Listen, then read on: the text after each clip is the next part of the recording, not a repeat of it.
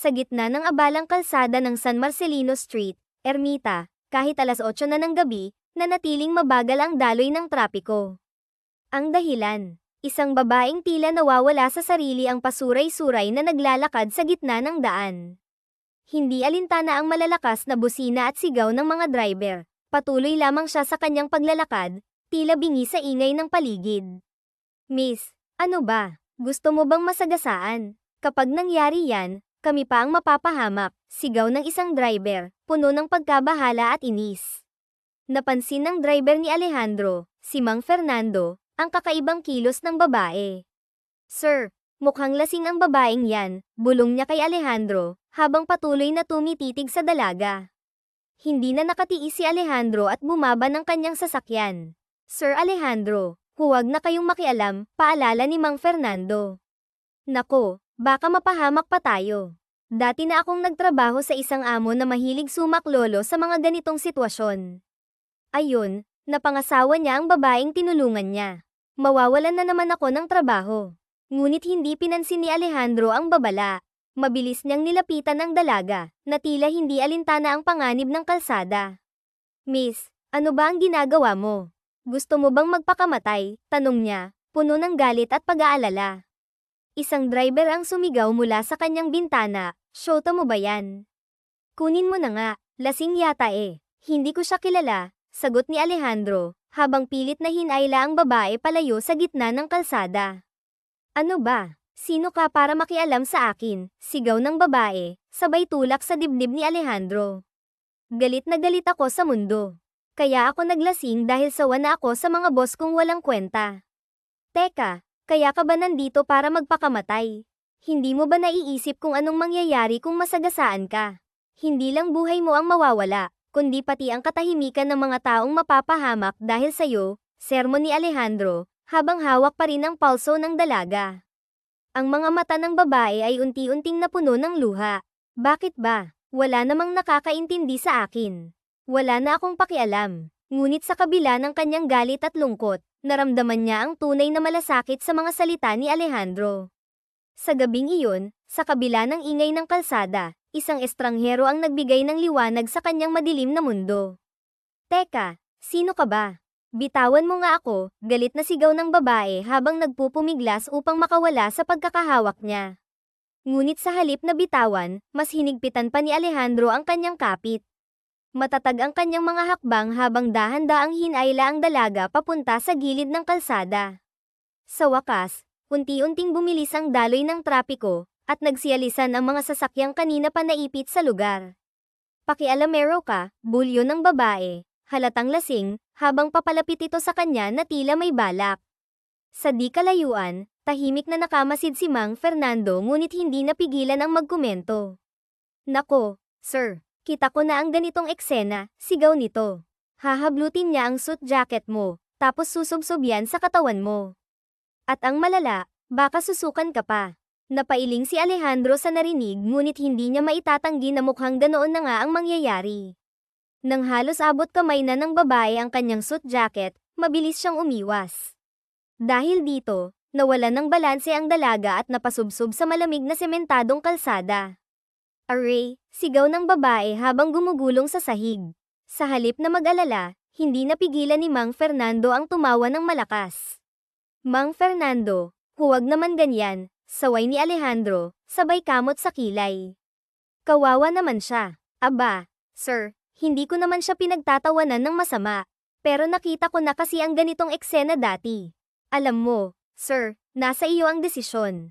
Kung tulungan mo yan, baka siya pa ang makatuluyan mo. Pero isipin mo muna kung gusto mo ba ng ganyang klaseng babae. Tapos, baka paggising niyan bukas, ikaw pa ang pagbintangan na may ginawa ka sa kanya, ani Mang Fernando habang umiiling-iling. Napabuntong hininga si Alejandro. Grabe ka naman, Mang Fernando. Paano kung may masamang mangyari sa kanya dito? Malapit pa naman sa bar, baka may mapagsamantalahan sa kanya. Sige na, tulungan mo ako. Iuuwi ko na lang siya sa bahay. Nako, bahala ka, Sir Alejandro. Pero tandaan mo, binalaan kita. Baka mamaya, mawalan na naman ako ng trabaho dahil dyan, sabi ni Mang Fernando habang patuloy sa pag-iling. Promise, Hindi mangyayari yan. Kung sakali, ililipat kita sa kakilala ko, sagot ni Alejandro na may ngiti sa labi. Walang pag-aalinlangan, binuhat nila ang babae na ngayon ay halos hindi na makatayo sa sobrang kalasinggan. Napansin ni Alejandro ang dumi ng damit nito kaya naisip niyang dalhin ito sa kanilang mansyon upang maasikaso ng mga kasambahay. Pagkalipas ng kalahating oras, narating nila ang mansyon. Oh, Mang Fernando, kita mo. Hindi magkakatotoo ang hula mo. Dito ko siya dinala sa mansyon, kaya malabo na makatuluyan ko siya, biro ni Alejandro. Sana nga, sir. Sige, mauna na ako, sagot ni Mang Fernando bago bumaba ng sasakyan. Si Alejandro naman ang nagmaneho papasok sa mansyon. Binuhat niya ang babae papasok sa bahay, kung saan agad siyang sinalubong ng kanyang ina. O anak, Alejandro, sino naman ang babaeng iyan? At bakit siya ganyan karungis? Tanong ng kanyang ina, halatang nag-aalala habang tinitingnan ng dalagang nakahandusay sa sopa. Ma, naawa lang ako sa kanya kaya dinala ko siya rito. Nakita ko siya sa ermita, nasa gilid ng kalsada at muntik ng masagasaan. Hindi ko alam kung anong nangyari sa kanya, pero halatang kailangan niya ng tulong, mahinahong sagot ni Alejandro habang inayos ang buhok ng dalaga. Biglang sumingit si Diego, ang bunsong kapatid ni Alejandro, na may kagalakang sumigaw, Kuya. Sa kumpanya ninyo ni Daddy siya nagtatrabaho. Nakita ko na siya roon dati. Talaga, Kuya. Ang ganda niya, dagdag pa ni Isabela, ang 7 taong gulang nilang kapatid na babae, na nakasuot pa ng damit pang prinsesa. Siya na ba ang magiging ate namin? Tanong nito habang nakangiti at tumatakbo papunta sa sopa. Napangiti si Alejandro at kinarga ang bunsong kapatid. Hindi, Isabela. Hindi ko pa nga siya kilala, sagot niya bago ibinaba ang bata.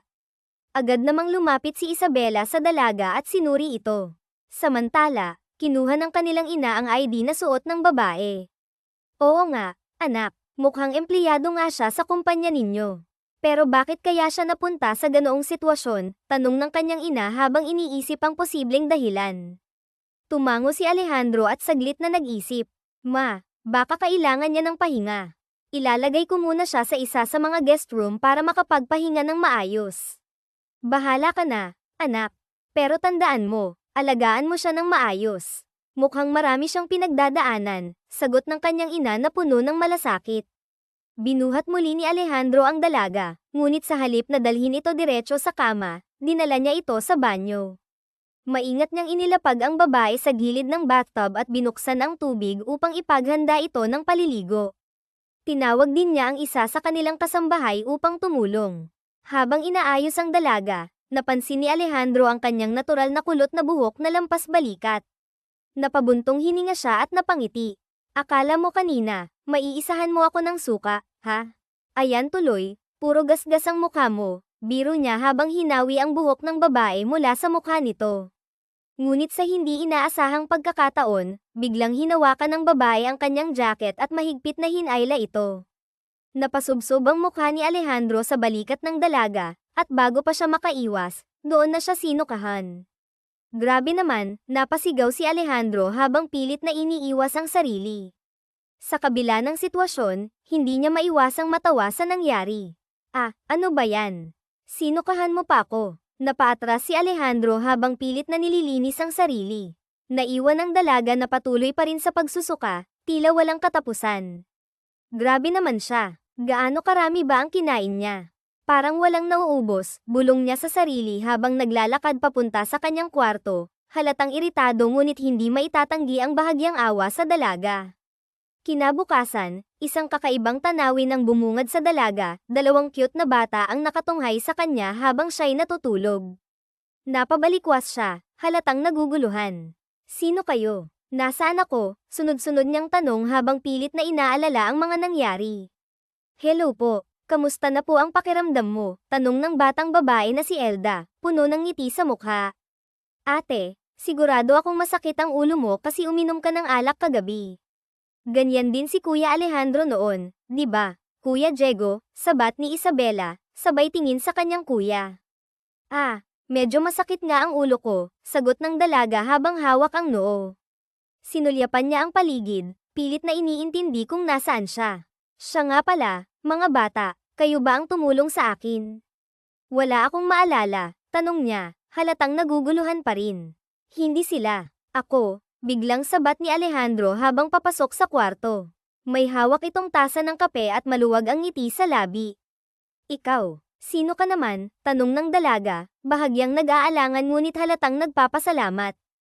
Alejandro Vergara, 31, ang gwapong kuya ng mga batang yan. Hindi ba, kids? Ngumisi si Alejandro habang naupo sa single sofa. Tama siya, si Kuya Alejandro ang gwapo naming kuya. Pero babaero siya, kaya mag-ingat ka, mabilis na babala ni Elda na nagdulot ng tawa sa dalaga. Talaga, halata naman yata sa kuya ninyo. Kung hindi, hindi niya ako tutulungan, sagot ng dalaga na may bahagyang ngiti. Salamat pala, alam kong malaking abala ang naidulot ko sa'yo. Anong pangalan mo? May ID ka pero wala nang ID sa loob. Nahulog mo siguro dahil sa kalasinggan mo, tanong ni Alejandro habang humigop ng kape. Hindi yun nahulog. Itinapon ko. Naiinis kasi ako, sagot ng dalaga, halatang bumabalik ang inis sa kanyang boses. Wala kasi ang manager ko. Akalain mo bang ilipat ako sa factory? Ako na nga ang branch manager, tapos gagawin akong secretary ng bagong executive manager doon. Ah, ganun ba? Bakit naman ayaw mong maging secretary ng bagong executive manager sa factory? Tanong ni Alejandro, halatang interesado. Paano naman? Hindi ko naman kilala yung mga tao doon. At saka, yung executive manager na yun, bago lang din. Sabi pa ng source ko, magiging CEO daw siya balang araw. Kaya nga ayoko siyang makatrabaho, pasinghal na sagot ng dalaga. Napakamot siya sa kilay habang bahagyang tumabi ang ulo. Tila hindi maunawaan ang nais iparating ng dalaga. Ano bang problema mo sa ganun? Hindi ko talaga makuha, tanong niyang may halong pagtataka. Napangiti ang dalaga at bahagyang natawa bago siya tinanong. Ano nga bang pangalan mo? Muling usisa niya, kasabay ng isang magaan na ngiti. Catalina Mendoza, 25, mabilis na sagot nito habang nagtatangkang tumayo. Ngunit nang makalapit sa malaking salamin, napansin niya ang kakaibang suot niya. Kita niya ang buong katawan niya sa refleksyon, at agad siyang napakunot noo. Nasaan ang mga damit at gamit ko? Tsaka, anong oras na pala? Tanong niya, halatang nag-aalala. Napatingin siya sa relo at nanlaki ang mga mata. Calm down. Linggo ngayon. Nakalimutan mo, kalmadong sagot ng binata. Hay, mabuti na lang. Akala ko talaga late na ako.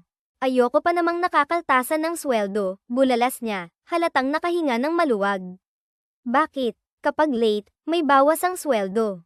Ganon kahigpit sa kumpanya nyo, tanong ng binata, pilit na itinatago ang ngiti. Hindi niya ipinahalata na siya ang tinutukoy nitong magiging bagong executive manager. Sa isip niya, tila may kakaibang koneksyon sila ng babaeng ito. Naalala niya tuloy ang sinabi ni Mang Fernando. Nako, sir, kapag tinulungan mo yan na ang makakatuluyan mo, bulong ng matanda sa kanyang isip. Napailing siya ng malakas, hindi alam na nakatingin pala sa kanya ang tatlong bata. Kuya, okay ka lang? Tanong ni Diego, puno ng pag-aalala. Ah, oo naman. Okay lang ako, sagot niya, sabay tayo upang ayain ang dalaga. Tara na, ihahatid na kita sa inyo. Huwag na lang. Kung pwede sana, pautang na lang ng pamasahe. Siguro mga 500. Ibinuka pa nito ang 5 daliri upang ipakita ang halaga. 500. Bakit ganon kalaki? Saan ka ba nakatira? Tanong niya, halatang nagtataka. Maliit na halaga lang yun. Tingnan mo nga tong bahay mo, ang laki-laki kaya. Pahiramin mo na ako, sagot ng dalaga, may halong biro. Pasensya ka na, wala akong ganong kalaking pera. Ihahatid na lang kita para mas tipid, sagot niya habang natatawa. Napakamot ang dalaga sa ulo at nagtatakang sinundan siya pababa ng hagdan. Sigurado ka, bakit ang kuripot mo? Mayaman ka naman, biro nito, ngunit may halong pagtataka. Basta, ihahatid ka na lang, sagot niyang muli, tiyak ang tono. Habang naglalakad sila palabas, napansin niya si Mang Fernando. Napangiti siya at naisip na tanungin ang matanda tungkol sa sinabi nito patungkol kay Catalina. Oh, Sir Alejandro. Sabi ko na nga ba, makulit talaga ang mga babae, ngumisi si Mang Fernando habang nakatingin sa kanila. Nako, Mang Fernando, buti dumating ka. Pahiramin mo nga ang babaeng ito ng 500. Alam mo namang wala akong cash, puro card ang laman ng wallet ko, mahinang bulong niya sa matanda. Bakit mo ba kailangan ng 500? Tanong ni Mang Fernando, bahagyang nagtataka. Ineng, Catalina po ang pangalan ko, hindi Ineng. Sige na ho, pahiramin mo na muna ako. Si Sir Alejandro na lang po ang magbabayad sa inyo kasi naiwan yata ang bag ko sa opisina, sagot ng dalaga, may halong pagmamakaawa. Ah, o sige, pero hindi ka na ba namin ihahatid? At saka, next time, ha, huwag ka nang maglalasing. Nakakaabala ka sa daan. Mabuti na lang mabait itong amo ko, biro ni Mang Fernando habang iniaabot ang pera. Mang Fernando, bakit mo sinasabi na walang pera si Sir Alejandro? Mayaman naman siya, sabay turo ng dalaga sa kanya habang may inaayos sa makina ng sasakyan. Kasi si Sir Alejandro, puro card ang gamit. Hindi uso sa kanila ang cash. Lahat credit card o debit card, sagot ni Mang Fernando, natawa pa. Maya-maya, nagpaalam na ang dalaga. Ilang sandali pa, pareho silang nakatanaw sa papalayong si Catalina na tila nagmamadali. Nagpasalamat naman ba siya? Tanong ni Mang Fernando. Oo, nagpasalamat siya kina mama at sa mga kapatid ko, sagot ni Alejandro, bahagyang ngumiti. Biglang nagring ang telepono niya. Nang tingnan niya, pangalan ni Marco Forbes ang lumitaw, ang matalik niyang kaibigan na ilang taon ng broken-hearted dahil sa ex-girlfriend nito. Hello, Marco. Ano, kailan ka ba babalik? Masiglang tanong ni Alejandro. Matagal pa siguro, baka mga next month pa, sagot ni Marco mula sa kabilang linya. Okay, sige, kita-kits na lang, sagot niya bago ibinaba ang telepono. Nako, sir, kung ako sa'yo, iwasan mo na yang si Catalina. Sana hindi na kayo magkita ulit. Hindi maganda ang kutob ko sa babaeng yun. Baka pagmulan pa ng sigalot sa buhay mo, seryosong sabi ni Mang Fernando. Ayan ka na naman, Mang Fernando. Nakakatakot ka na ha. Kahapon nga lang, natupad ang hula mo. Nasukahan pa ako ng babaeng yun, sagot niya, sabay iling. Sige na ho, magkape muna kayo sa kusina, alok niya sa matanda. Lumipas ang ilang linggo, at nagtrabaho na siya sa factory. Hindi niya alam kung bakit pero parang na-excite siyang makita ulit si Catalina Mendoza. Nang makarating siya sa opisina, boses ng dalaga ang agad niyang narinig. Maingay si Catalina, lahat na lang nang makita, ipupunas sa opisina niya. Ingay mo naman, Ma Janil, sigaw nito. Oo, aayusin naming maigi yan. Alam naman namin na nagpapalapad ka ng papel, biro ng isang lalaki habang nagbubuhat ng gamit. Hoy, Mang Ben, grabe ka sa akin ha. Anong nagpapalapad ng papel? Matagal nang malapad ang papel ko. Biruin mo, ang branch manager, naging secretary pa. Hindi ko alam kung tumaas ba ang ranggo ko o bumaba. Sagot niya, sabay tawa ng mga kasama niya. Yan ang gusto ko sa'yo, Miss Catalina. Laging positibo kahit na minsan, sa paningin ng iba, parang hindi na maganda ang nangyayari. Pero ikaw, nakikita mo pa rin ang kagandahan, sabi ng isang lalaki, may halong paghanga sa boses. Alam mo, Mang Ben, ang problema. Isang bote lang yan, sagot ni Catalina, sabay tawa ng malambing. Kaya ba naglasing ka at nagpakalat-kalat sa kalsada? Tanong nito, bahagyang naiirita. Hindi niya maipaliwanag, pero parang may inis siyang naramdaman habang pinagmamasdan ang dalaga. Natigilan si Catalina, napalunok bago nagsalita. Anong ginagawa mo rito? Tanong niya, halatang nagulat. Lumapit siya ng mabilis at hinayla ito palayo sa mga kasamahan, sabay bulong. Sisingilin mo na ba ako sa 500? Ano ka ba? Kapapasok ko lang dito. Isang linggo pa lang ako, at hindi pa nga pumapasok ang boss namin. Pabulong na paliwanag ng dalaga, halatang nag-aalala. Talaga, hindi pa siya pumapasok. Sa tingin mo, kailan kaya siya darating? Tanong niya, na may bahid ng malisyosong ngiti.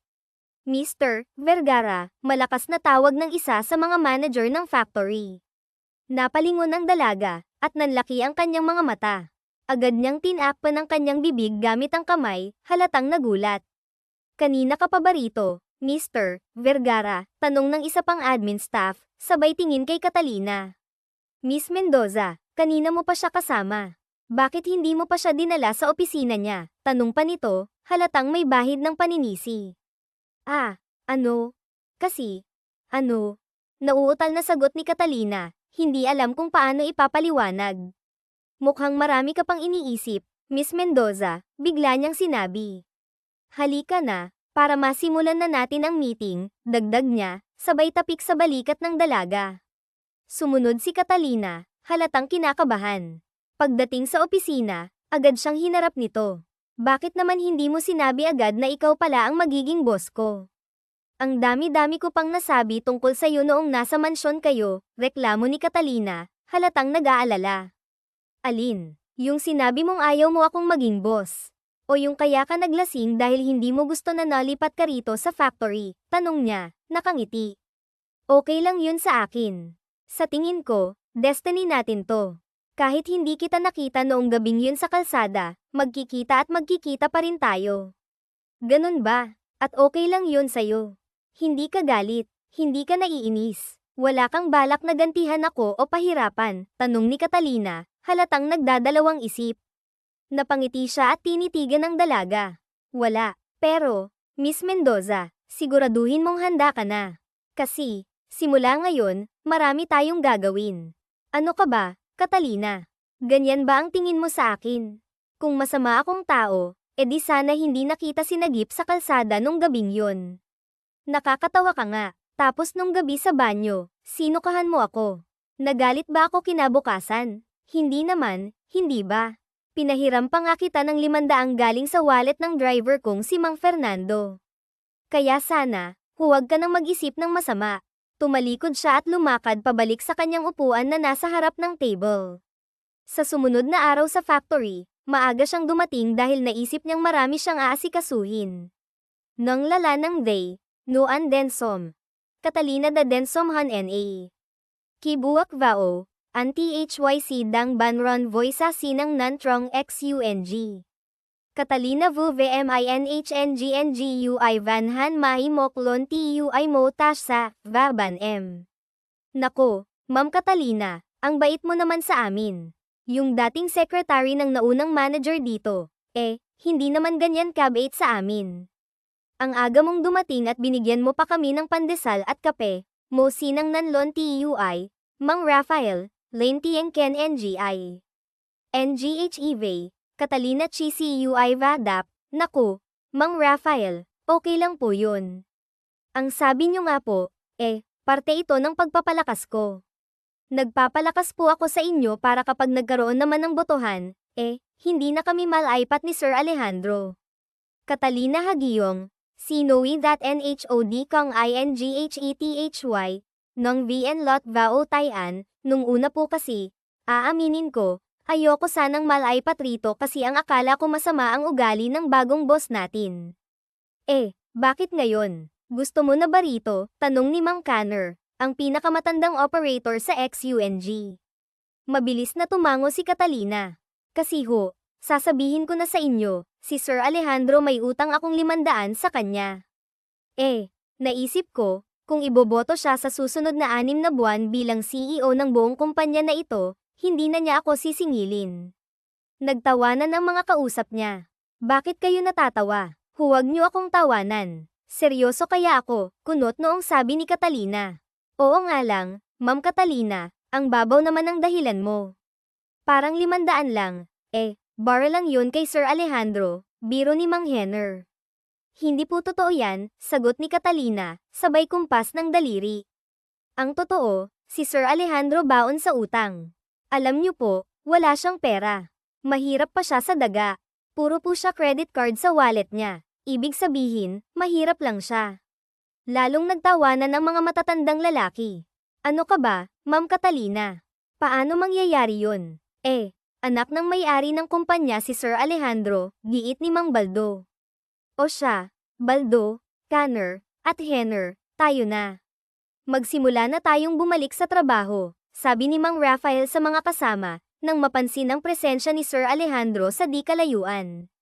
Nako, sige na po, paalam na. Babalik na rin po ako sa trabaho ko, tila nalungkot na sabi ni Catalina habang tumalikod para bumalik sa ginagawa. Sa opisina ni Alejandro, ngunit sa loob ng opisina, may kakaibang pakiramdam si Alejandro. Nang pumasok si Catalina, binati siya nito, "Good morning, sir." Ang aga niyo po ah. Bakit po? Napatingin si Alejandro sa dalaga. Sa tuwing tinitingnan niya si Catalina, normal naman ang itsura nito, pero parang may kakaiba. Napansin niyang maayos at very organized ang mga gamit niya sa opisina. Walang kahit anong gulo. Kapag may nawawala sa lugar, agad itong ibinabalik ni Catalina sa tamang posisyon. Catalina, hindi ka ba napapagod? Tanong ni Sir Alejandro. Saan naman, sir? Sa kasusunod sa mga kalat ko kasi lahat ng mga ginagawa ko, binabantayan mo. Ah, hindi naman sa ayaw ko, pero ikaw lang ang taong nakasama ko ng ganyan ka-organized. Para kasing nakakailang ang sobrang kaayusan mo, sagot ni Catalina. Sir, ano po bang gusto mo? Magkalat ako, pilosopong sagot nito habang abala sa ginagawa niya sa sariling table. Tumayo si Sir Alejandro, na curious sa kung ano bang kinakalikot nito. Laking gulat niya nang makita niyang pilit nitong binubuo ang isang nabasag na figurin. Pagkagulat niya, inagaw niya ito mula sa dalaga, lalo na nang makita niyang may dugo na ang isa sa mga daliri nito. Catalina, sigaw niya. Nagulat naman ang dalaga at napatingin sa kanya. Bakit po, sir? May problema ka ba? Kailangan mo ba ng tulong? Tanong ni Catalina. Hindi, pero may dugo na yung kamay mo. Bakit pilit mo pa ring binubuo ang bagay na yan? Nag-aalalang tanong niya. Napahawak naman sa dibdib si Catalina. Ano ka ba naman, sir? Nakakagulat ka. Akala ko naman kung anong nangyari. Kasi itong figurin, sayang po kasi. Ang ganda pa naman kaya sinusubukan kong buuin. Bigla niya itong hinayla at isinama sa may banyo para hugasan ang kamay nito. Ano ka ba naman, Catalina? Sa susunod, itapon mo na lang. Hindi ko naman pababayaran yan sa'yo, mahigpit ngunit galit na sabi niya habang hawak ang kamay ng dalaga at tinatapat ito sa tubig para mawala ang pagdurugo.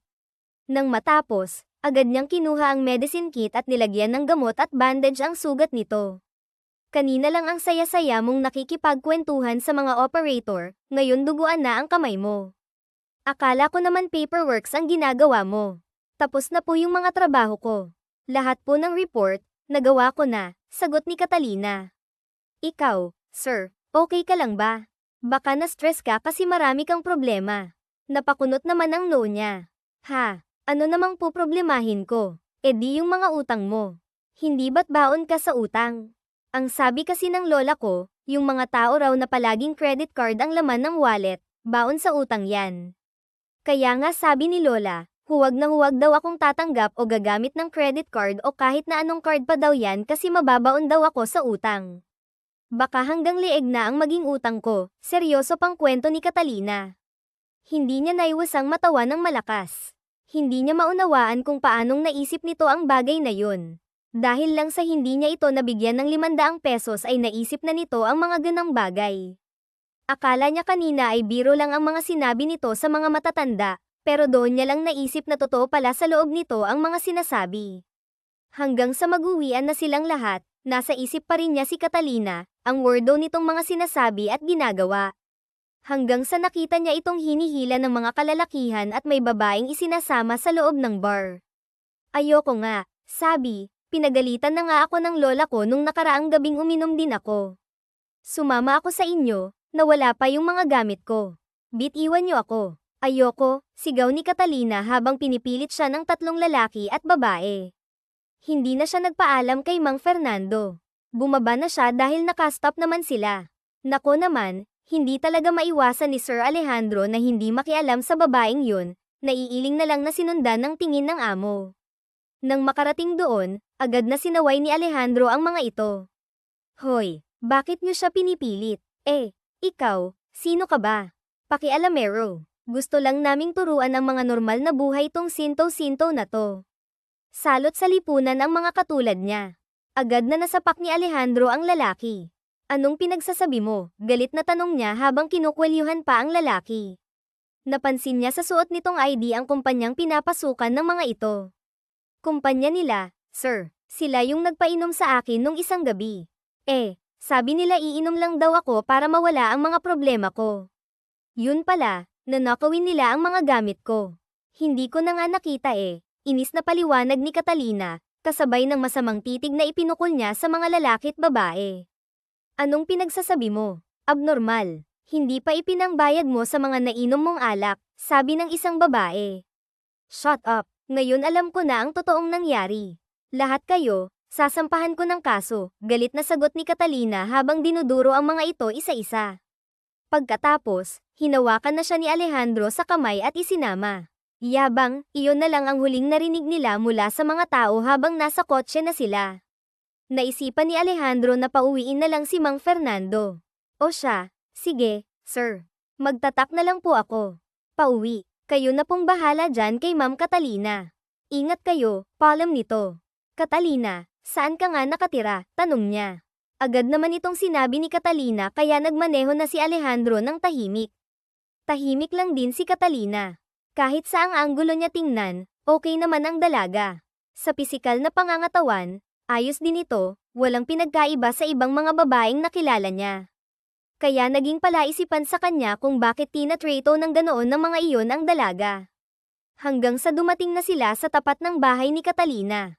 Ah, sir, iinom ka ba o hindi? Tanong nito. Bahagya siyang natawa. Nag-aalok ka ba o hindi? Ngumiti rin ang dalaga nang makita siyang ngumiti. Oo, nag-aalok ako. Tsaka baka sakaling kalimutan mo na ang utang kong 500, sabi pa nito. Natawa naman si Alejandro. Ano ka ba, Catalina? Maliit na bagay lang yun.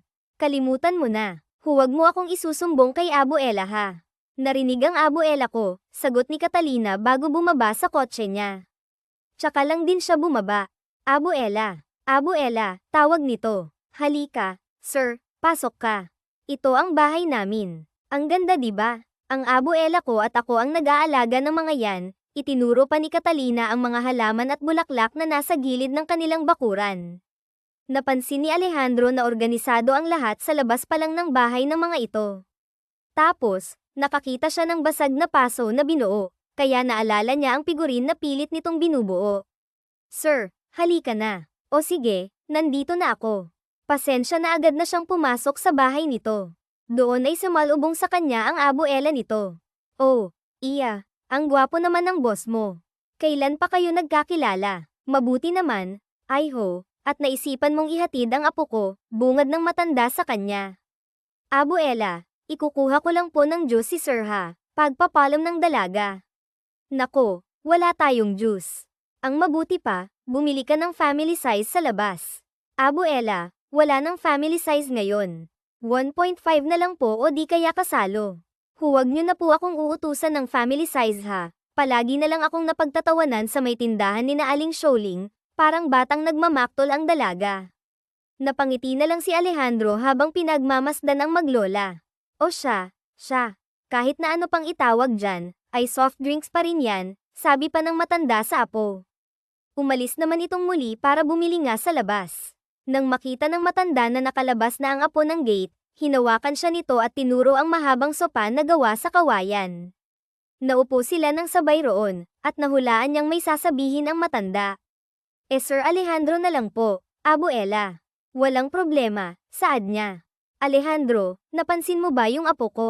Napansin mo, hindi ba? 25 na siya pero para pa ring edad 17.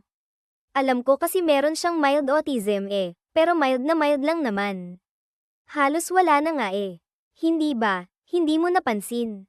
Kaya yung apo ko, madalas mabuli ng mga kasamahan nila. Nakikita kasi sa resume niya at may ID kasi siyang PWD.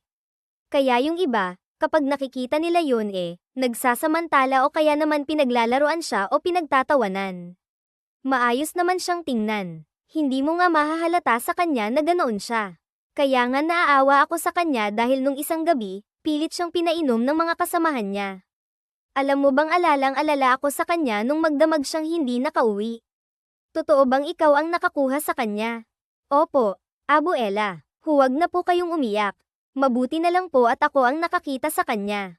Sa katunayan, naaawa din po ako sa kanya nung gabing yun. Lasing na lasing po siya Mabuti na lang pala iniuwi ko siya. Huwag po kayong mag-alala. Ang mommy ko at ang mga kapatid ko ang nag-asikaso sa kanya, magalang niyang sagot. Ginoong Alejandro, alam mo, nagpapasalamat ako at yung apo ko ginagabayan ng Diyos. Kung hindi, baka napahamak na siya. Salamat sa'yo. Mabuti na lang at may mabuti kang puso. Salamat talaga. Siya nga pala, Huwag mong mabanggit sa kanya ha. Ayaw niya kasing nasasabihan siya tungkol sa kalagayan niya. Kinalimutan niya na naganoon siya. Kita mo naman, matalino. Muntik na siyang ma-promote bilang branch manager. Nang malaman nila ang katotohanan, bigla siyang nilaipat sa factory bilang secretary mo. Pero masaya na ako. At least may dahilan pala ang Diyos para ang apo ko mag-abaya ng tulad mo. Salamat ha, hinawakan pa ng matanda ang kamay niya. Maya-maya, narinig nila ang pagsara ng gate. Abuela, wala nang kasalo. 1.5 na lang po. Yung walang kulay na soft drinks ang binili ko para mas okay po. Ikukuha ko na lang si Sir Alejandro ng baso, sabi nito at nagtuloy sa kusina. Tumayo ang matanda at sinundan ng apo. Apo, ako na lang. Puntahan mo si Alejandro para hindi siya mainip, sabi ng matanda. Abuela, hindi maiinip si Sir Alejandro. Sigurado ako marami ka nang iniinis sa kanya. Sinabi mo ba sa kanyang pagka-espesyal ko? Naniwala naman kaya siya, sabi ng dalaga. Alam mo kasi, sir, itong lola ko nag-uulan na. Hindi ko lang siya maiwan. Pero huwag kang maniwala sa mga sinasabi niya. Hindi ako special, ibinulong pa nito sa tenga niya. Lumapit ito sa bandang pisngi niya para ibulong uli yun. Hindi niya alam kung bakit sa puntong yun, tumibok ng mabilis ang puso niya. Ah, hindi naman. Walang ganon, nauutal niyang sagot para pagsinungalingan ang mga sinabi nito. Nako, nagkakaila ka pa, Sir Alejandro. Lahat ng mga nagpupunta rito, yun ang sinasabi niya. Ah, walang sinabi si Abuela. Ano ka ba, pagkakaila niya? Bahala ka, alam ko, medyo weird ako. Pero hindi ako katulad ng sinasabi nila. Matino ako, mas magaling pa nga ako sa kanila eh. Ngumiti pa ito ng matamis sa kanya, bagay na ikinatuwa niya. Maganda si Catalina, at sa edad nitong 25, medyo may kakaiba nga sa kanya. Pero tama naman ito, wala siyang nakikitang diferensya sa dalaga. Wala namang sinabing ganyan. Maaaring weird ka nga, pero naglasing ka lang at tumawid sa kalsada nang walang pakialam. Mabuti na lang talaga hindi ka nasagasaan. Kaya yun, nagkakilala tayo. Ang masasabi ko lang, napaka-generous mo, kasi matalino, masipag pa, at maalalahanin sa lahat ng tao, sagot niya. Madalas rin niyang isama sa bahay nila ang dalaga. Isang araw, umuwi ang mama niya at naroon si Catalina. Masayang nakikipaglaro si Catalina sa kanyang mga kapatid, lalo na kay Isabela. Ate, ang galing mo pang mag-drawing ng cartoon character na Isabela. Kamukhang kamukha ko po, masayang sabi ng kapatid niya kay Catalina dahil nakita nito ang drawing ng dalaga. Isabela, alam mo ba, kaya kitang i-drawing. Gusto mo, i-drawing kita, tanong ni Catalina sa bata. Alejandro, halika nga, may sasabihin ako sa'yo, pabitin na tawag ng kanyang ina. Kaya mula sa kanyang pagkaaliw habang pinagmamasdan ng kapatid at si Catalina, tumayo siya at nilapitan ng ina na nasa may dining area. Bakit po? May nabalitaan ako. Yang daw si Catalina, pinili na ipadala sa'yo dahil may kakulangan. Ang gusto yata ng board members ay mahirapan ka anak, dahil sa ikalawang pamilya lang tayo. At ang kuya mo pa rin ang gusto nilang maging CEO ng kumpanya. Okay lang yun, Maria. Sumunod tayo sa magiging desisyon. Isa pa, dahil binigyan ni Papa ng share ang lahat ng empleyado niya mula sa factory, malaki ang pag-asa ko. Yung inaakala nilang makakasira sa akin ang siyang lakas ko ngayon, sagot niya. Tapos, tinapunan niya ng tingin ang dalagang nakikipaglaro sa kanyang kapatid. Hindi ba, ipinadala nga siya roon para maging pabigat sa'yo. Pero hindi nangyari yun, Maria. Bagkos, siya ang lakas ko.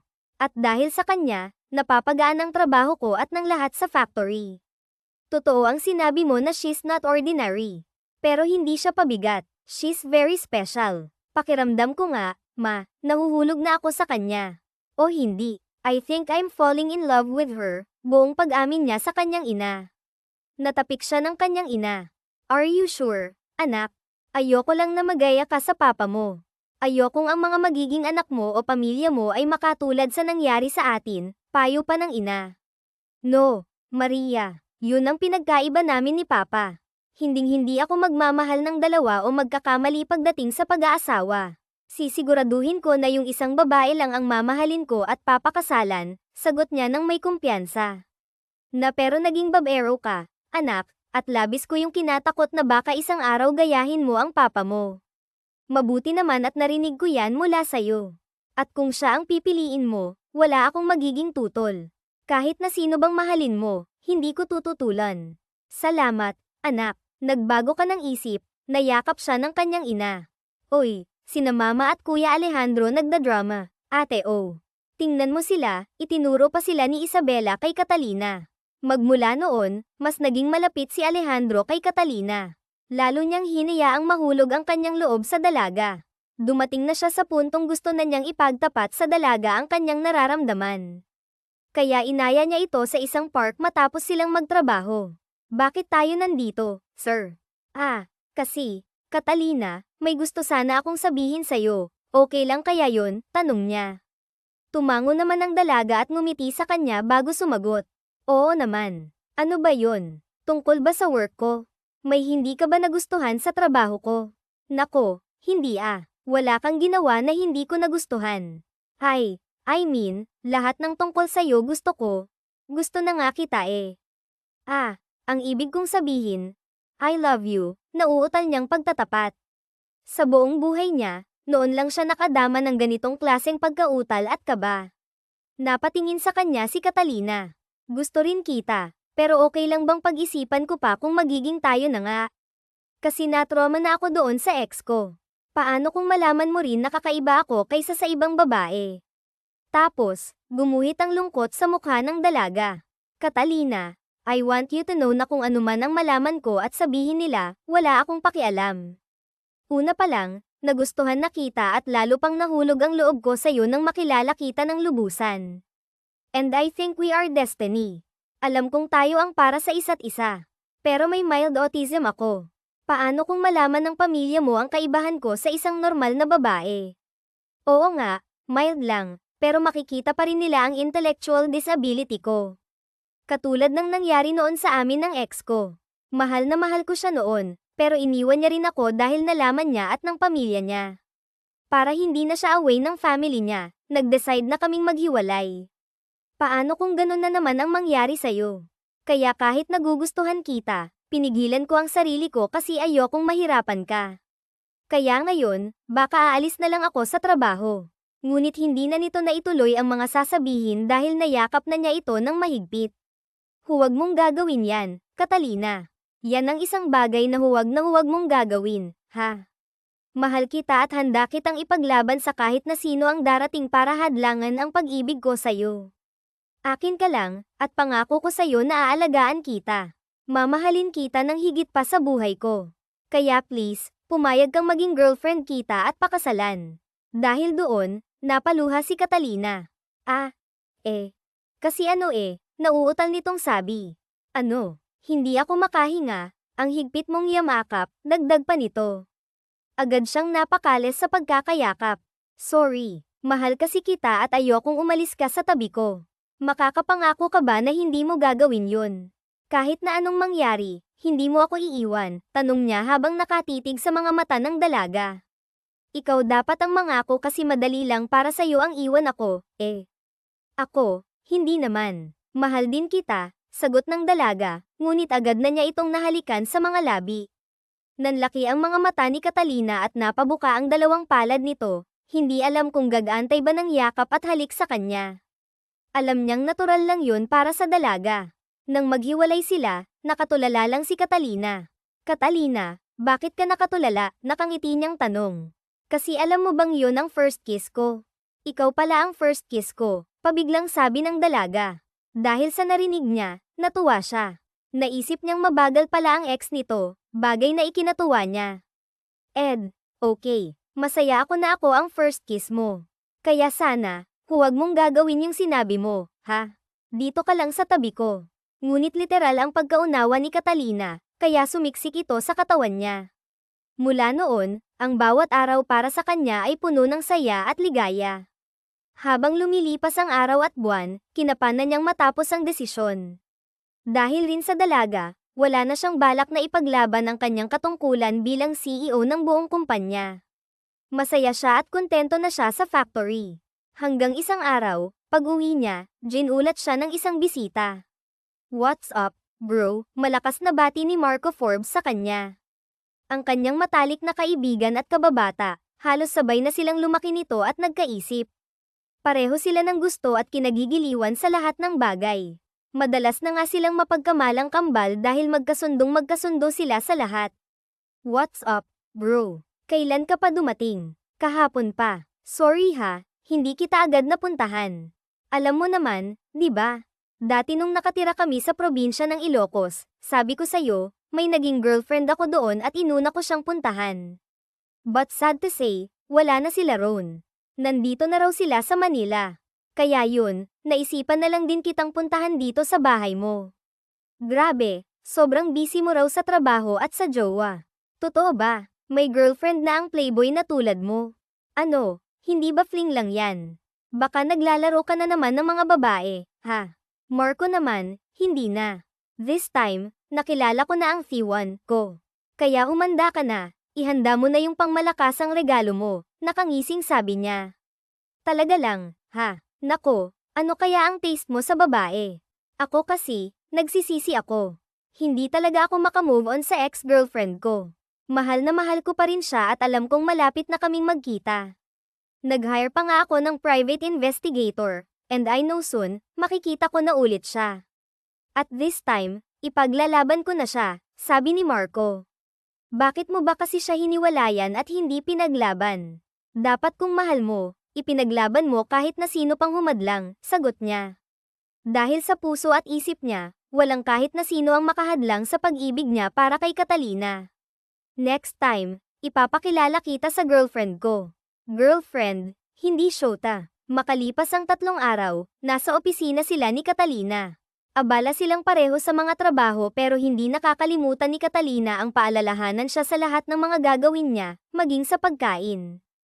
Hello, Sir Ne, huwag mong kalimutang kumain ng lunch, paalala ni Catalina kahit na naroon ito sa production area dahil may ipinacheck siya. Nakakatuwa talaga siya. Sir Ne, pang tawag niya sa akin. Sir Honey, daw yun. Kakilig siya, bulong niya, tapos inilapag ang cellphone sa ibabaw ng mesa. Maya-maya, tumunog ang cellphone niya. Rumehistro doon ang pangalan ni Marco. Sinagot niya agad ang tawag nito. Oh, hello, Marco. Kumusta? Hello, Alejandro. Nandito ako sa harap ng factory. May nalaman kasi ako kaya lang ayokong papasukin ng guard. Wala raw akong appointment, sagot ni Marco sa kabilang linya. Nang matapos ang kanilang pag-uusap, maya-maya, natanong na niya sa labas si Marco. Pinapasok na ito matapos niyang kausapin ang mga security. Oh, bro, kumusta? Ano na, nahanap mo na ba ang ex mo? Nakangiti niyang tanong. Yes, bro. Kaya nga ako nandito eh. Nalaman ko na dito siya nagtatrabaho sa factory mo. Baka isa siya sa mga factory worker, ha? Factory worker na babae. Wala akong factory worker na babae. Puro lalaki ang mga empleyado rito. Mabibigat ang mga trabaho kaya hindi kami tumatanggap ng babaeng factory worker. Baka mali yung informer mo, sagot niya sabay ngisi. Biglang bumukas ang pintuan ng opisina niya. Sir Ne, natapos na namin ang natigilan ito nang mapatingin sa bisita niya. Napalingon din si Marco, at siya, sa dalaga. Oh, babe. Napatayo siya para ipakilala ang girlfriend sa best friend niya. Siya nga pala, Catalina. Siya si Marco, ang best friend ko.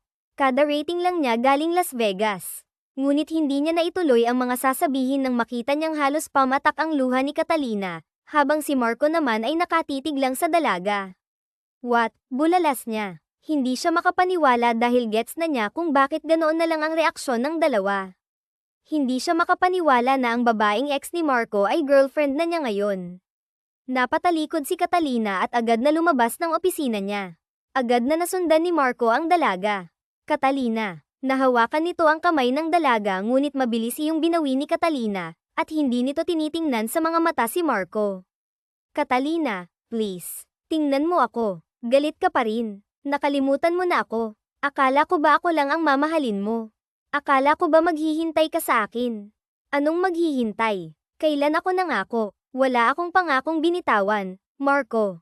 Ikaw ang nagsabi na kalimutan na kita. Kalimutan natin ang isa't isa. Hanggang ngayon, malinaw sa akin ang oras na naghiwalay tayo. Tinapat mo ako na dahil sa pagkukulang ko, dahil sa may sakit ako, kaya hindi tayo pwede. Sinaktan mo ako para mabilis kitang matanggap, hindi ba? Bakit bumalik ka pa? Agad na niyakap ni Marco si Catalina. Dahil mahal kita. Dahil hindi ko pala kayang mabuhay nang wala ka. Dito sa puso ko, ikaw lang. Ikaw lang yung babaeng mahal ko. Sorry. Sana mapatawad mo ako. Sana tanggapin mo akong muli. Sambit ni Marco. Ngunit itinulak ni Catalina si Marco nang hindi man lang siya tinitingnan sa mukha. Naglakad ito pabalik sa opisina at kinuha ang bag niya. Naroon lang si Marco, hindi rin siya tinitingnan ng dalaga. Babe, saan ka? Huwag mo akong sundan. Uuwi na ako, mahinang tugon nito sa kanya. Parang wala sa sarili si Catalina na lumabas ng gate ng kanilang factory. Susundan niya sana ito ngunit inunahan siya ni Marco. Bro, pabayaan mo muna kami, please. We need to settle this. Ang tagal naming hindi nagkita. Pwede huwag ka munang sumingit, tila galit na sabi ni Marco, at mahigpit ang pagkakasabi. What, Marco? Naririnig mo ba ang sinasabi mo? Yes, I want to get her back. Okay, sa akin lang siya. Ngunit sinaklot niya ang kwelyo ni Marco, nakatitig siya sa mga mata nito at halatang nagtitimpi. Why? O hindi ba sa ating dalawa, ikaw yung playboy? Sa tingin mo, pababayaan ko yung babaeng mahal ko sa lalaking tulad mo. Babalik siya sa akin dahil kami ang tunay na nagmamahalan. Shut up, hindi ba minsan mo na siyang iniwan dahil sa kaduwagan mo? Pues, hindi na ako magiging duwag ngayon. Hindi ko na siya hahayaang ihiwalay sa akin, kahit na sino, kahit na ikaw pa, Marco. Sa'yo nang galing yan, pero ito lang ang sasabihin ko, bro. Mahal kita bilang kaibigan, but I love your ex, at hindi ko siya hahayaang maduraj ulit. Ako na ang mahal niya. Kami na ang nagmamahalan, mariin niyang sabi. Ngunit tinalikuran lang siya ni Marco at hinabol nito si Catalina. Pumasok naman sa loob ng opisina si Mang Fernando. Boss, ano yun? Hahayaan mo na lang na sundan niya si Catalina, takang tanong nito. Kampante ako, at alam ko kung anong klaseng babae si Catalina. Kaya hindi ako natatakot, yung mga katulad niya na espesyal, may sarili silang katangian na hindi mababali ng sinuman. Tayong mga normal, madalas magdesisyon ng pabara-bara. Pero sila, kapag nagdesisyon yan, pinag-iisipan. At kapag yun na ang desisyon nila, yun na yun. May paninindigan kumbaga. Kaya alam ko, hindi niya ako iiwan, sagot ni Elo habang napaupo. Kahit na sa puso niya gusto na niyang habulin ang dalawa, pinili niyang magtiwala kay Catalina. Paano kung isipin ni Catalina na ikaw ang nagparaya dahil mas mahalaga sa'yo ang kaibigan mo? Mukhang kabaliktaran mo yung si Marco, sabi ni Mang Fernando. Nang gabing yun, umuwi siya ng laglag ang balikat. Pag-uwi niya, nasabi niya sa kanyang mama ang nangyari. Anong gagawin mo, anak? Tanong ng kanyang ina. Wala, Maria. Siguro panahon na rin para ayusin ni Marco ang sarili niya. Para tanggapin niya na wala na talaga sila ni Catalina. Mabait at maraming mabubuting katangian si Catalina, kaya minahal niya siya. Noah, I love her unconditionally, sagot ni Elo, at tuloy na siyang pumanhik sa kanyang silid. Samantalang patuloy ang panunuyo ni Marco kay Catalina. Araw-araw itong nagpupunta sa bahay ng dalaga. Kahit na hindi ito hinaharap ni Catalina, isang araw hinarap ito ni Abuela at pinapasok sa loob ng bahay. Pero hindi ito nilabas ni Catalina.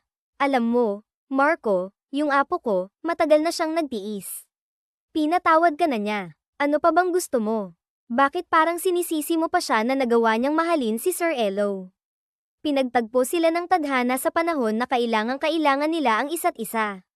Tapos ngayong masaya na sila, darating ka para sirain sila.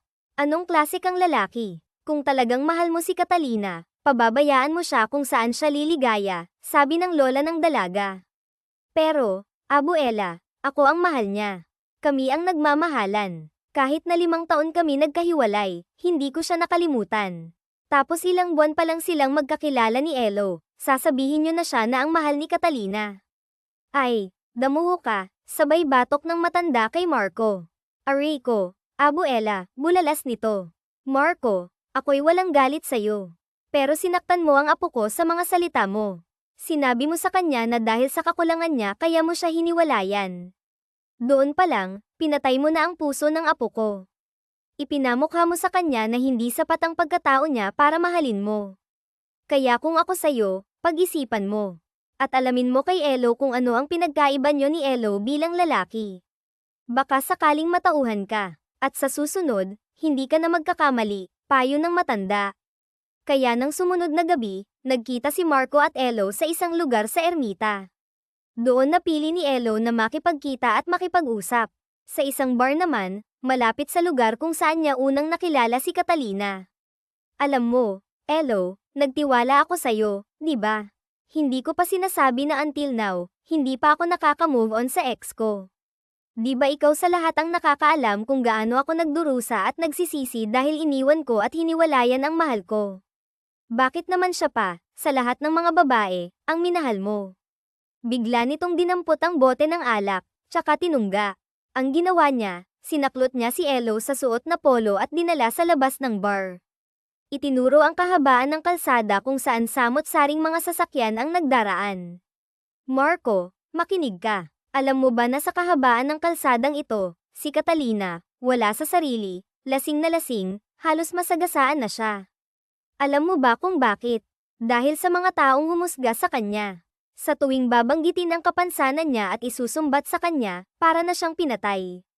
Alam mo ba yun? At kahit kailan, hindi ko yun binanggit sa kanya. Dahil tanggap ko siya kung ano siya. Minahal ko siya. Hindi lang dahil sa mga magaganda niyang katangian, kundi dahil siya'y siya. Alam mo ba yun? Yun ang malaking pagkakaiba natin. Tinangka niyang talikuran ng kaibigang si Marco, ngunit sinugod siya nito. Doon na sila nagpang-abot.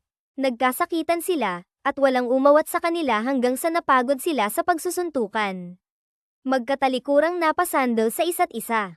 Grabe ka, Alejandro. Bakit mo nagawang mahalin ang ex ko? Sambat pa rin ni Marco habang nakaupo sila sa sahig, nakasandal sa likod ng isa't isa, kapwa hinihingal at pagod na pagod. Lingid sa kaalaman nila, nasa di kalayuan si Catalina at nakita nito ang pag-aaway nila. Mang Fernando, ang sama ko sa 2 taong iyon.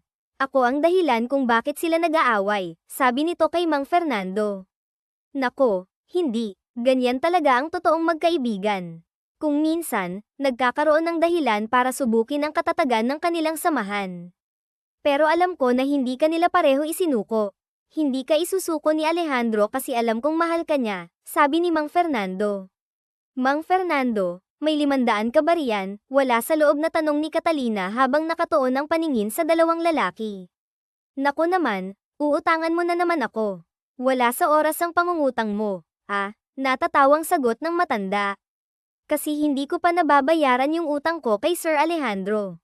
At dahil mahal ko siya, gusto ko na pong bayaran yun. Ayos lang po ba kung iabot mo sa kanya ang 500 na yan bilang tanda ng kabayaran ko sa lahat ng utang ko sa kanya? Tatanawin ko pong malaking utang na loob yun. Salamat po, pagpapasalamat ni Catalina sa matanda. Kinaumagahan, nagising si Alejandro sa pamamagitan ng halik sa pisngi ng kanyang kapatid na si Isabela. Kuya Alejandro, gising na.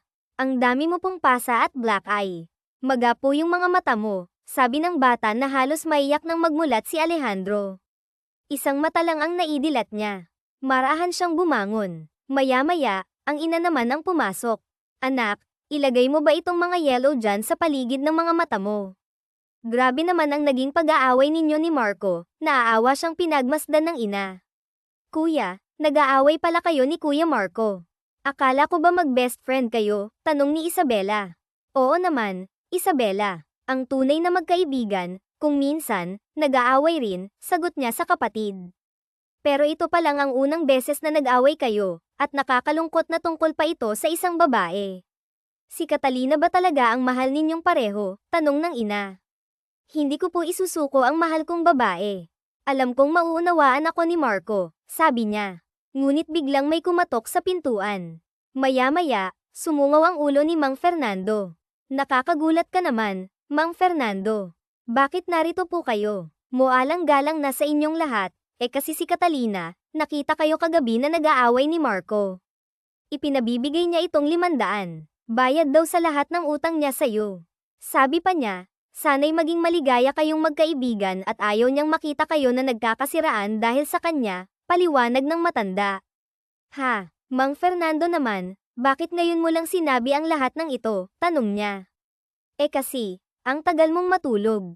Kanina pa dapat, sagot ng matanda. Ngunit napatayo na siyang bigla at nagtatakbo palabas ng bahay. Agad siyang nagtungo sa kotse. Mabuti na lang at nakastart na ang makina ng sasakyan. Agad niya yung pinaharurot, samantalang nasa airport na sila Catalina, pabalik ng Ilocos, doon sa dati nilang tirahan ng lola niya. Apo, sigurado ka na bang aalis tayo? Paano si Alejandro? Mahal ninyo ang isa't isa, at alam kong ikaw ang pinili niya, hindi si Marco, sabi ng lola ni Catalina. Pero lola, ayoko pong nakikita si Alejandro na naghihirap ang kalooban. Mahal niya ako, pero mahal niya rin ang best friend niya. Ayokong ako yung dahilan ng pag-aaway nila. Mahal ko silang pareho sa paraang alam ko. Minahal ko si Marco noon, pero ngayon, kaibigan na lang din ang tingin ko sa kanya. At bilang mabuting kaibigan, dapat kong hilingin na maging maayos sila, sagot ni Catalina. Hindi dapat ikaw ang gumagawa niyan, malakas na sigaw ni Marco. Napalingon sina Catalina at ang lola nito. Nakita nga nila si Marco, at marami din itong dalang bagahe. Nagkataon lang na nakita kita dahil pabalik na rin ako ng Ilocos. Ako ang dapat umalis, hindi ikaw. Ngayon, nakita ko na ang kaibahan namin ni Alejandro. Mahal ka niya ng buong buo, wala siyang itinira, hindi katulad ko na natakot at duwag. Dahil duwag ako, deserve ko ang matalo. Natutuhan ko sa inyong dalawa na ang matatapang at hindi duwag ang siyang nagwawagi sa laban ng buhay. Tama lang sa akin ang mabaygo at muling masaktan. Mahal kita, Catalina, at dahil mahal kita, handa kitang palayain at pakawalan, na parang ibong malayang makalipad sa himpapawid. Lumipad ka sa pugad ng pag-ibig ni Alejandro, sabi ni Marco, habang tumutulo ang luha. Ang lalim ng Marco, sigaw niya. Sabay ding napalingon ang mga ito sa kanya. Nagulat si Catalina at napalapit sa kanya. Agad nitong nahawakan ang mga pisngi niya na puno ng pasa. Anong nangyari sa mukha mo? Basag ang mukha mo tanong ni Catalina. Napalingon si Catalina kay Marco, at nakasimangot ang mukha nito. Oo, kasasabi mo lang kanina na kaibigan mo rin ako at mahal mo rin ako, kaya huwag mo akong tingnan ng ganyan. Nauutal at tila natakot na sabi ni Marco. Ayos lang ako, sagot ni Alejandro sa dalaga. Tapos, muling binalingan si Marco. Saan ka naman pupunta? Hindi ka dadalo sa kasal namin. Ano ba namang tanong yan? Nangaasar ka talaga, ano? Hindi na. Mamaya, hindi ako makatiis. Sumigaw pa ako ng, itigil ang kasal. Kaya huwag na lang. Pakaligayahin kayo. Deserve ninyong sumaya at lumigaya, sagot ni Marco. Siya nga pala, ito, Catalina, ang huling boto para sa pagiging CEO.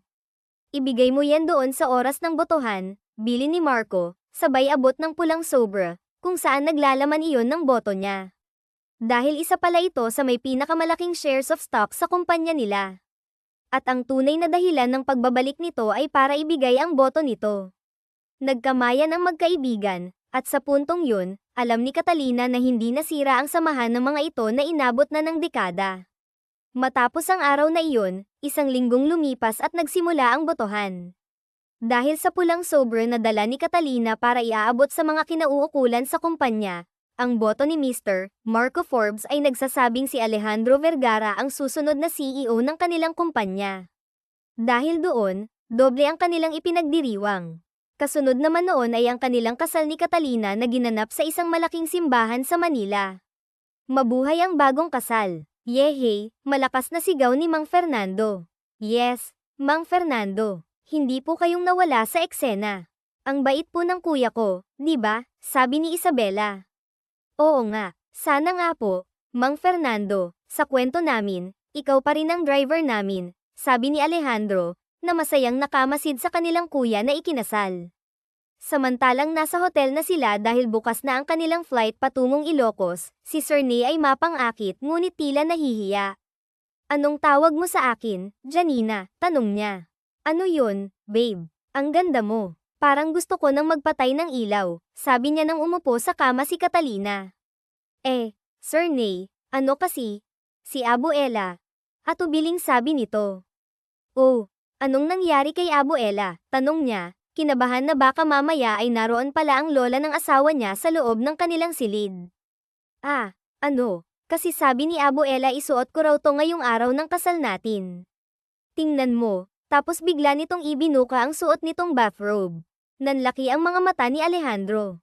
Hindi niya akalain na tuturuan pa ito ng lola nito patungkol sa ganong bagay. Babe naman, hindi mo naman kailangan magsuot ng ganyan.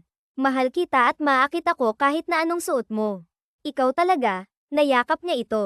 Ayaw mo ba? Sabi kasi ni Abuela kailangan daw na maakit kita ngayong gabi para daw magkaapo na siya ulit, nahihiyang sabi ni Catalina.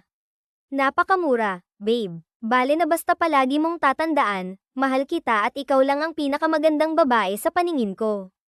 Okay. Tapos noon ay sinunggaban na niya at pinupog ng halik ang kanyang asawa. Ang gabing yun ay naging napakahalaga sa kanilang dalawa. Makalipas ang 3 taon, nagkaanak sila ng lalaki na pinangalanan nilang Jason. Sa kasalukuyan, ipinagpatuloy ni Catalina ang pagtatrabaho bilang secretary ni Alejandro dahil masaya silang magtrabaho ng magkasama. Para sa kanya, wala nang hihigit pa sa galing ng kanyang asawa pagdating sa pag-aalaga at paggawa ng dapat gawin. Kayang-kaya kasi nitong sabayan ang bilis niya, lalo na sa pagtatrabaho. Okay, Mommy, tara na at naghihintay na si Baby Jason sa atin, tawag niya sa asawa. Sige, Daddy. Tamang-tama, tapos na ako sa mga paperworks ko at natawagan ko na ang lahat ng client mo to schedule all your meetings for tomorrow, sagot ni Catalina. Wow, ang galing mo talaga, Mrs. Catalina Mendoza Vergara, pamumuri pa niya sa asawa sabay yakap sa bewang nito. Tapos noon ay sabay na silang lumabas ng opisina. Lahat ng mga empleyado nila ay parating kinikilig kapag nakikita sila, at para bang umuulan ng mga puso sa buong paligid. Wakas. Maraming salamat po sa inyong pakikinig sa kwentong ibinahagi namin ngayong araw. Muli, ito po ang Tales of Siren, at hanggang sa ating muling kwento. Maraming salamat po, Turnan VT. Ilan Alejandro Janine Catalina Badong Fernando Elsa Isabela Elden Diego Mark Forbes Marco Lola Abuela.